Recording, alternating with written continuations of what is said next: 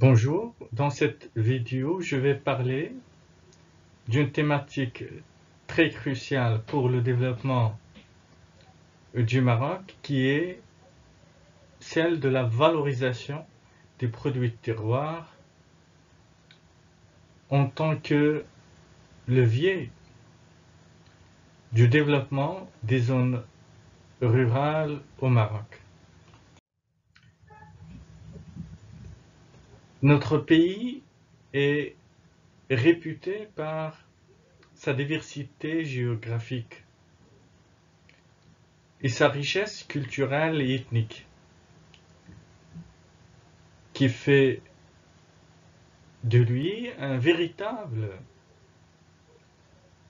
réservoir de produits de terroir endémiques et exceptionnels qui n'attendent qu'à être valorisés et exploités durablement.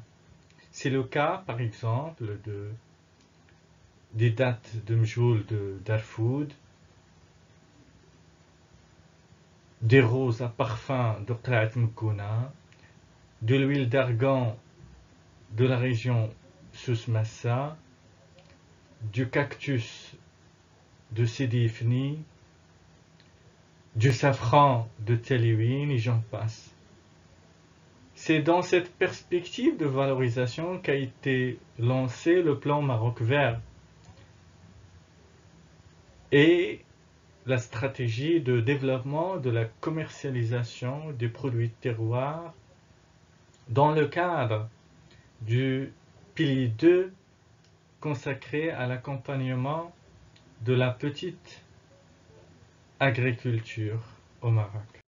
Alors sans trop tarder, nous allons passer au plan de la présentation. Dans un premier point, nous allons définir ce qu'on entend par produit de terroir. Ensuite, nous allons passer au cadre théorique conceptuel et afférent. Dans un troisième point, nous allons parler du contexte, des objectifs et des enjeux liés à la valorisation des produits de terroir. Et après, au potentiel de l'offre nationale en la matière, pour enfin parler des axes principaux de la stratégie nationale de développement des produits de terroir et enfin aussi des contraintes qui font que cette stratégie est loin d'atteindre les objectifs escomptés. Alors, pour ce qui est de la définition d'un produit de terroir, il y en a plusieurs, mais on peut dire que c'est un produit d'origine agricole, qu'il soit alimentaire ou non, mais qui est spécifique à un lieu géographique dont il est issu. Et il est réputé par sa qualité supérieure et sa typicité en tant que produit authentique fabriqué d'une manière traditionnelle liée au savoir-faire patrimoniaux de la population locale. Pour ce qui est du cadre théorique et conceptuel, si on peut faire une revue de littérature rapide, on peut trouver des auteurs incontournables pour le sujet, et c'est le cas par exemple, de Bernard Piqueur, qui parle du concept du territoire en tant que construit social et des produits de terroir en tant que source d'externalité positive. On a aussi Bernard et Marchenet qui, en plus d'une approche physique et agronomique liée à l'ancrage au terroir, ils ont aussi insisté sur l'approche anthropologique et institutionnelle des produits de terroir qui repose surtout sur l'innovation territoriale et la tradition. C'est ce qui a fait naître le concept de SPL, sur lequel a insisté Claude Courlet en tant que forme de production localisée. Fournier, à lui, parlait de système agroalimentaire localisé, les SIAL, en tant que forme de coopération locale, conditionnant l'évolution des activités agroalimentaires locales et la valorisation des ressources. C'est ce qui a amené aussi Philippe Aïdallo de parler de milieu innovateur. C'est la proximité et l'innovation des acteurs locaux qui font naître les entreprises innovantes et non pas le contraire. Et c'est ce qui a amené aussi André Thor à parler du développement territorial en tant que processus volontariste visant à dynamiser les territoires en mobilisant les acteurs locaux et les ressources locales, que ce soit matérielles ou immatérielles. Ces initiatives de valorisation des produits de terroir sont venues tout d'abord dans un contexte marqué par une crise de l'agriculture intensive, productiviste, qui a certes amélioré les performances en matière de productivité agricole, mais a causé en même temps des dégâts à la fois à la santé humaine et à l'environnement, avec le recours excessif aux OGM par exemple, aux pesticides, aux produits chimiques et à l'homogénéisation des produits alimentaires. Aussi, cette voie de croissance coûte que coûte a marginalisé un petit peu les zones rurales qui sont restées dans un contexte de déficits sociaux qui les empêchent de se développer. Et donc, l'objectif ultime de cette politique de valorisation des produits de terroir, c'est d'abord cibler le monde rural pour le développer socio-économiquement parlant, à travers l'activation des ressources et potentialités qu'elle contient, et aussi la mise à niveau des agriculteurs pour les structurer sous forme de coopératives capables de s'intégrer dans le monde des affaires. Donc, les enjeux de la valorisation des produits de terroir, on peut dire qu'ils sont au nombre de 3. C'est d'abord des enjeux socio-économiques, en permettant à travers la valorisation des produits de terroir de créer des emplois et des revenus dont peuvent profiter les populations rurales. Et on a aussi des enjeux sociétaux avec l'évolution vers de nouveaux modes de production agricole qui soient plus durables et préservant les ressources naturelles et qui répondent de manière satisfaisante aux nouvelles attentes des consommateurs à la recherche de produits de qualité qui soient typiques et authentiques. On a aussi les enjeux patrimoniaux avec la sauvegarde des savoir-faire locaux et des traditions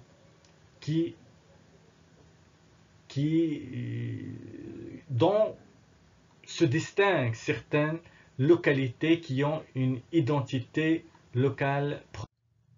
Alors, ces initiatives de valorisation ont permis à certaines régions, autrefois désenclavées, pauvres, de trouver une certaine dynamique et une réputation grâce aux initiatives de valorisation des produits de terroir. C'est le cas, par exemple, de Telewin pour le safran, de Tafraout pour l'amlou, Darfour pour les dates de Mejhoul, etc. Grâce à ces initiatives, l'offre nationale en matière de produits de terroir devient de plus en plus étoffée avec un potentiel de 14 milliards de dirhams de chiffre d'affaires, dont 13 à l'export. Et ceci grâce à la stratégie nationale du développement des produits de terroir qui a été lancée en 2010 et qui a ciblé 5 axes stratégiques principaux,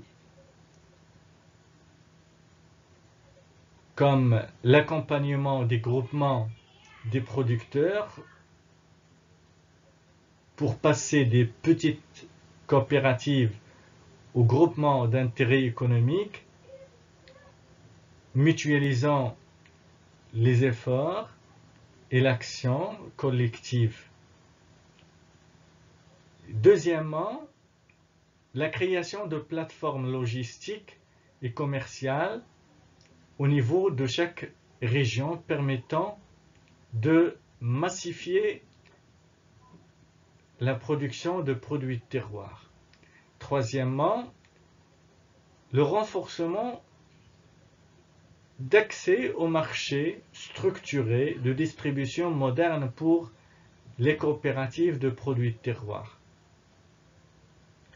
Dans ce cadre, des conventions ont été signées avec les grandes surfaces à l'échelle nationale, comme Marjan, La Belle-Vie, etc. Quatrièmement, c'est l'appui aux efforts de labellisation en tant que signe officiel distinctif de ces produits de terroir et permettant de garantir leur qualité et leur réputation. Enfin, une campagne de communication institutionnelle a été réalisée pour faire savoir la réputation de ces produits et sensibiliser les consommateurs quant à leur qualité. Ces initiatives sont aussi le fruit de 2 programmes qui ont été lancés respectivement en 2005 et en 2008. Il s'agit de l'initiative nationale de développement humain et du plan Maroc vert qui ont donné tous les deux un coup de pouce à la création des coopératives, surtout agricoles, et qui ont passé de 3000 coopératives à plus de 15 000 coopératives agricoles à l'horizon. Alors, face à ces perspectives de développement, plusieurs contraintes et obstacles se dressent devant les initiatives de valorisation des produits de terroir au Maroc, parmi lesquelles on peut citer tout d'abord la concurrence déloyale de la part de circuits de distribution informelle de ces produits de la part de vendeurs et d'intermédiaires qu'on peut trouver partout au marché. Deuxièmement, c'est le manque de traçabilité et de conformité aux normes de qualité reconnues à l'international, ce qui fait que, hormis quelques exceptions, les exportations de ces produits sont faibles. Troisièmement, on peut ajouter la non-adaptation aux attentes et aux préférences du consommateur marocain, comme par exemple le prix de vente, au mode de production et au manque de distribution et de vente. Enfin, on peut dire que les coopératives agricoles manquent d'organisation, de structuration et de professionnalisme, faisant que ces coopératives sont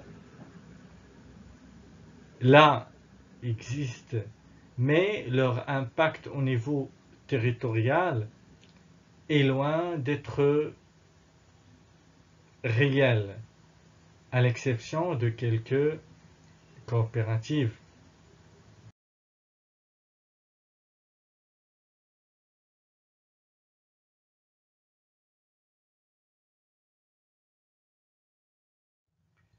Pour conclure, on peut dire que ces initiatives de valorisation de produits de terroir peuvent être un levier de dynamique territoriale de ces zones rurales qui pâtissent encore dans des problèmes et des déficits socio-économiques en termes de pauvreté, de précarité et d'enclavement.